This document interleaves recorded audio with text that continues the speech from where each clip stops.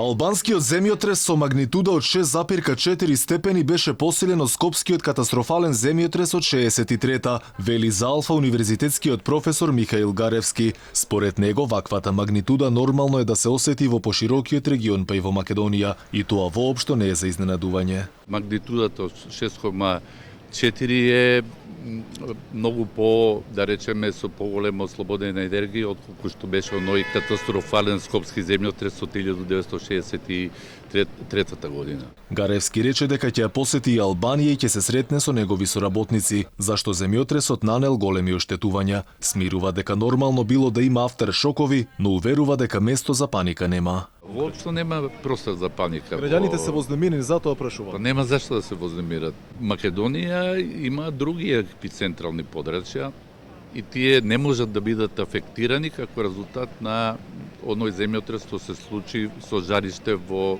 Драч.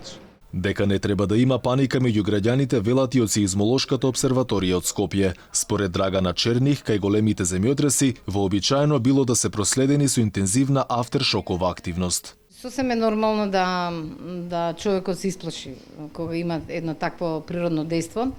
Меѓутоа треба да не бега панично, бидејќи основните повреди во такви случаи се добиени од бегајќи од земјотресот, значи по скали или еве како што имаме една жртва во Албанија која што рипнала од балкон. Сеизмолозите се пожалија и дека нема кадар, а надлежните немале ниту слух за вработување. Во дел од станиците имаме најнова опрема, во дел од станиците значи не функционира заради тоа што се расипала опремата или дел од опремата не функционира.